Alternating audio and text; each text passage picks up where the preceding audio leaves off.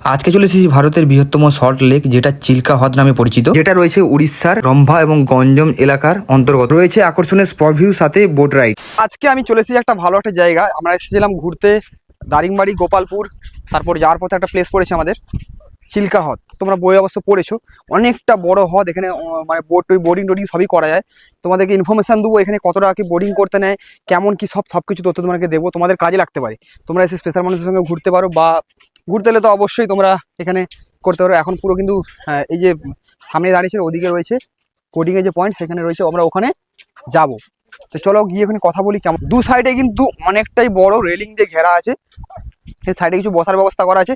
আর এখানে মাছ ফাছ কিছু ধরা হয়, এখানে জাল টাল কিন্তু রাখা আছে, দেখতে পাচ্ছ জাল টাল রাখা আছে, যেহেতু এখানে মানে মানে মাছটা যদি ধরা হয়। অনেকটা বড় হ্রদ তো, ওই কুল কিনারা কিছু দেখা যায় না, ওইদিকে পাহাড় দেখা যাচ্ছে পাঁচটার দিকে।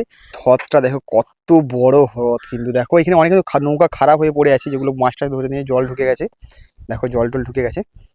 আর দেখো ওইদিকে ছোট অনেক দেখো পাহাড় দেখাচ্ছে, পাহাড় পুরো কুয়াশা কুয়াশা টাইপের লাগছে। পৃথিবীর হচ্ছে বৃহত্তম হ্রদ।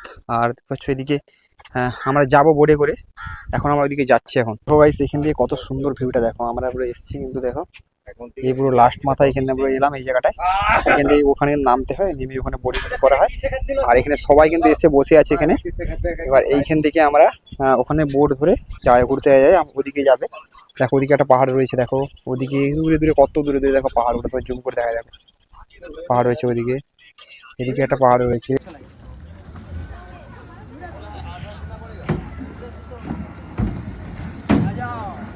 আমরা এবার কিন্তু বোটে উঠবো, আর বোট আমাদের এখন রেডি হচ্ছে। দেখো দেখতে পাচ্ছ আমরা কিন্তু দুটো বোট ভাড়া করেছি, প্রতি মাথা পিছু 200 টাকা করে এখানে ভাড়া নেয়, ঠিক আছে।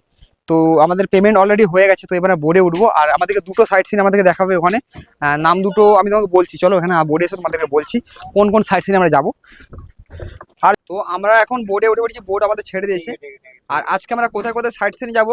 একটা আইল্যান্ড আর একটা দুটোই আইল্যান্ড। একটা নামবো, একটা ব্রেকফাস্ট আইল্যান্ড বলে ওটাকে, আর একটা নাম বললো মন্দির টন্দির আছে, দূর থেকে দেখা যাবে, নামার ব্যবস্থা নেই।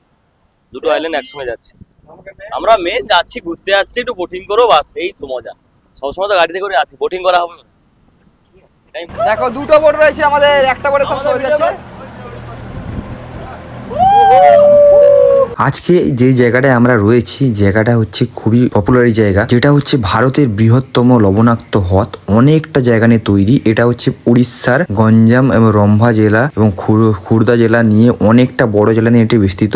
বিশাল বড় আকারে এটা কিন্তু লবণাক্ত জলের হ্রদ। আর আজকে আমরা গিয়েছিলাম এখানে, আর এখানে কিন্তু চিংড়ি মাছ থেকে শুরু করে বিভিন্ন রকম মাছেরও চাষ হয়। প্লাস এখানে দেখতে পাচ্ছ বিভিন্ন রকম পাখি, কিন্তু বিদেশ থেকে পাখি এখানে এসে তারপর এখানে কিন্তু শীতকালে আসে, মিনিমাম অনেকেই আসে। আর এখানে বাচ্চাদের তারপর আবার কিন্তু চলে যায়, গরম পড়লে কিন্তু চলে যায়। আর আমরা এখন গিয়েছিলাম, এখন তো লাস্ট পর্যায়ে, গরম তো এবার পড়ে যাচ্ছিল, তো এবার সব পাখি যায় চলে যাচ্ছিল, পাখি সেরকম কম দেখা যাচ্ছিল। বিভিন্ন রকম সাইবেরিয়ান বার্ড থেকে শুরু করে বিভিন্ন রকম পাখি কিন্তু এখানে রয়েছে। আর দেখতে পাচ্ছ কত রকম পাখি দেখো এখানে কিন্তু উড়ছে। আর এরা হচ্ছে যে আমাদের কিন্তু বোর্ডের সাথে উড়ছিল, আর এদেরকে আমরা খাবার যেহেতু দিচ্ছিলাম, সেই জন্য কিন্তু আমাদের বোর্ডকে ঘেরাও করে কিন্তু এরা উড়ছিল খুব আনন্দের সহিত। আর এখানে দেখতে পাচ্ছ এখানে আমরা কিন্তু দুটো বোর্ড নিয়ে গেছিলাম, আমাদের টোটাল 13 জন 14 জনের মতো মেম্বার ছিল, দুটো বোর্ড মিলে গেছিলাম। আর আজকে আমরা যাচ্ছিলাম কিন্তু দুটো জায়গায় ঘুরতে যাচ্ছিলাম। আমাদের কিন্তু দুটো ঘুরতে যাওয়ার জন্য একটা স্পটে আমরা নামতে পারবো, আর একটা স্পটে আমরা কিন্তু নামতে পারবো। একটা স্পটের নাম হচ্ছে ব্রেকফাস্ট পয়েন্ট বলে, যেখানে যাচ্ছি ওই জায়গাটা তোমাদের সম্পর্কে বিস্তীর্ণ আমি আলোচনা করব। আর দেখতে পাচ্ছ পাখিগুলো কিন্তু আমাদের পিছনেই ছাড়ছে না, এত দুর্দান্ত লাগছে, তোমাদেরকে বললে বিশ্বাস করবে না কত সুন্দর কিন্তু লাগছে। আর আমরা কিন্তু খুবই কিন্তু এনজয় করছিলাম এখানে যাওয়ার সময়, সব বন্ধু মিলে কিন্তু যাচ্ছিলাম। আর সামনে তো হচ্ছে এই যে জায়গাটা, এটার নামে হচ্ছে ব্রেকফাস্ট আইল্যান্ড। এই জায়গাটাই আমরা আজকে যাচ্ছি। আর এই জায়গার রহস্য তোমাদেরকে বলছি, যখন ইংরেজরা ভারতে ছিল বা ইংরেজরা বিদেশ যেত জাহাজে করে, তখন ওরা